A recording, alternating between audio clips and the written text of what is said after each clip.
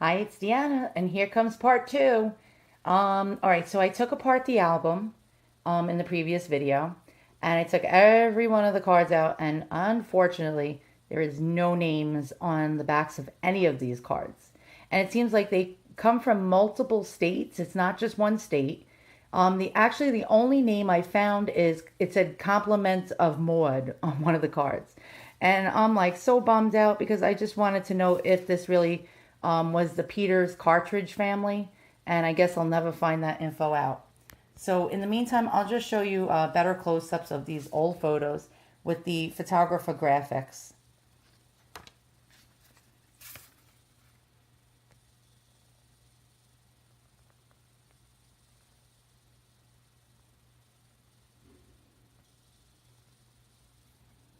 So we got Ohio here. Seems like a lot of the photos were by Courtney of Ohio.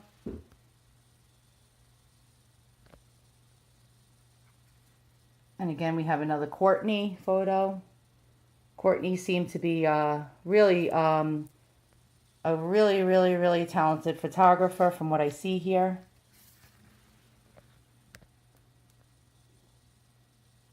You have that really amazingly beautiful lady wearing that gorgeous dress that I admire so much.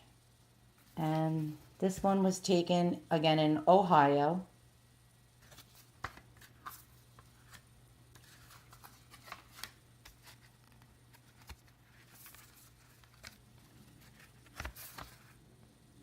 Again, another beautiful lady that I showed you earlier.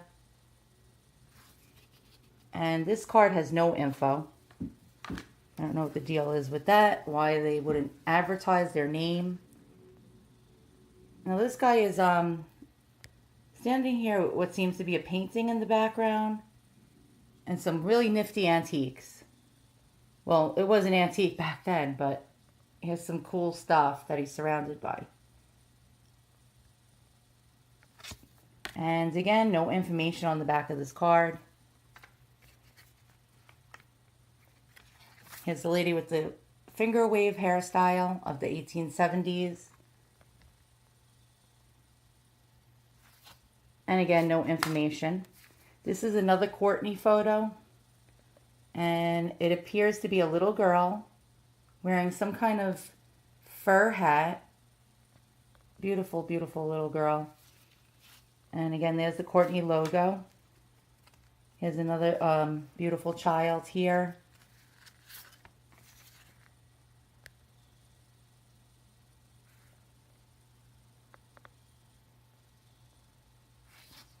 And this was taken by Dr. Davis, let's see, Painesville, Ohio. Here's another gorgeous photo. This was a really good looking family, apparently. Very quite attractive. There weren't too many Victorians that were attractive because they didn't have makeup and plastic surgery like they do today. And this was taken in St. Louis, Missouri. And it mentions here that a medal was awarded at the World's Exposition in Paris in 1878. Now, the lady that I thought could have been an actress because she was so amazingly beautiful, actually is some kind of celebrity. I had to look it up. Mademoiselle Nilsson. And mentions, let's see what it says here. Entered according to the Act of Congress in the year of 1870 by Gurney and Son in the office of the Library of Congress at Washington. So this appears to be a Gurney and Son photograph, and Gurney and Son was well known for taking celebrity photographs and famous people of the time. They were known to take Abe Lincoln in his coffin when he was assassinated.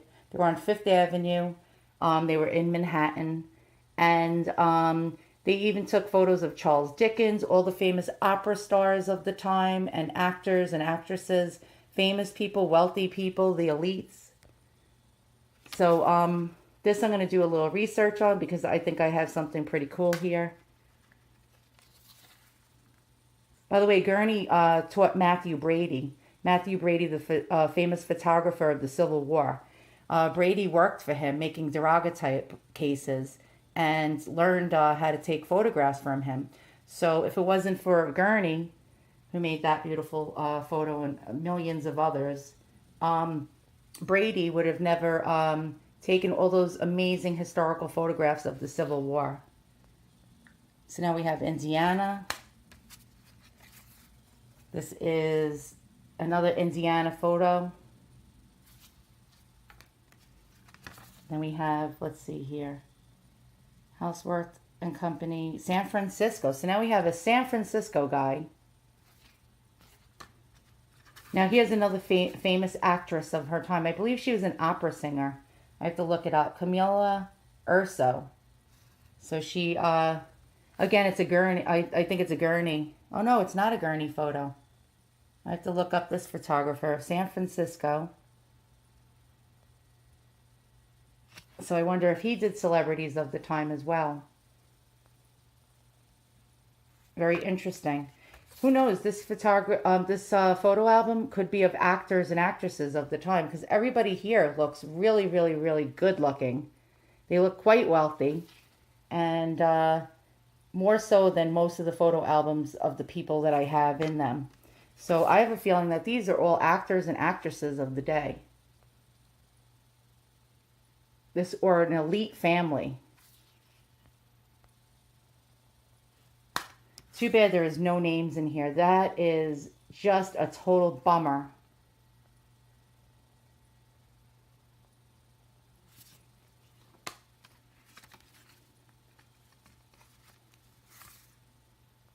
There's who I nicknamed Rip Van Winkle. And he must be the husband of this lady here, because they're by the same photographer. Here's that beautiful, beautiful little child. It says Detroit. So this is a Michigan photo.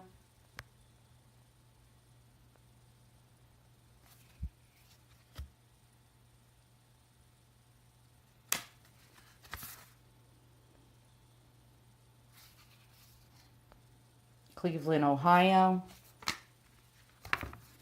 We have a husband and wife here.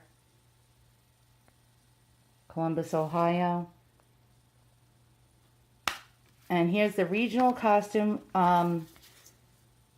photograph. It's two ladies wearing regional costumes, which is folklore. It's like ethnic costumes of certain countries.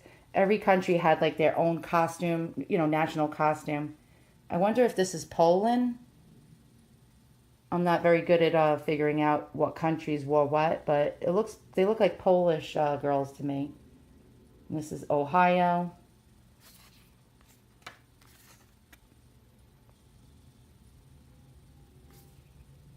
No info. Let's see, who do we have here?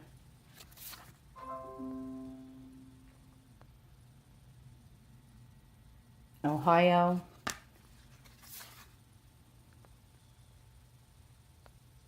Wow, that's a cool picture. Look at the background. He has like a rowboat. It looks like he's out in the wilderness. It's really interesting. And this is Indiana. This is a really great photo. A girl on a swing. Look at that pretty dress. That is just an awesome scene. Look at that. The photographer even had what looked like grass. And unfortunately, there's no info. I wonder who took that picture, because it's great.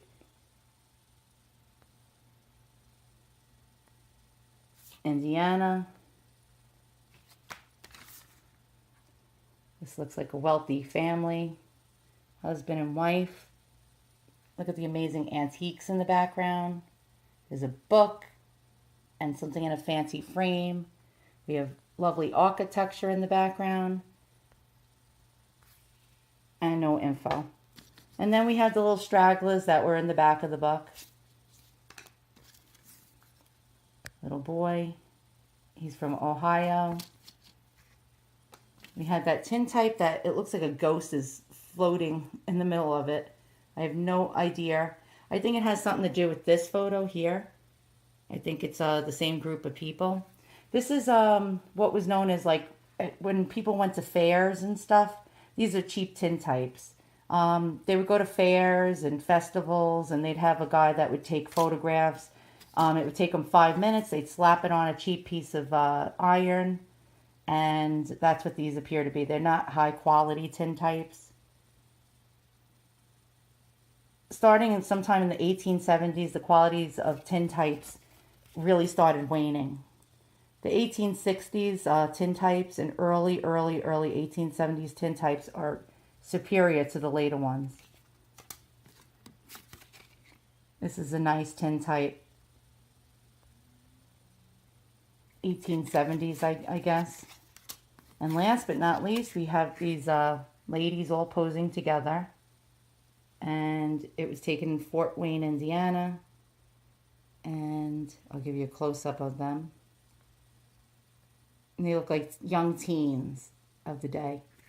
So, all right. So I figured I'd share this with you guys. If you like what you see, hit the thumbs up and subscribe. And once again, thanks for watching. All right, so I'm throwing this in as an afterthought. The seller said this was the Peters Cartridge family. And the Peters Cartridge family was an ammunition factory who supplied ammunition to American allies and American military. And it was in Ohio. Unfortunately, the factory blew up and killed a lot of people.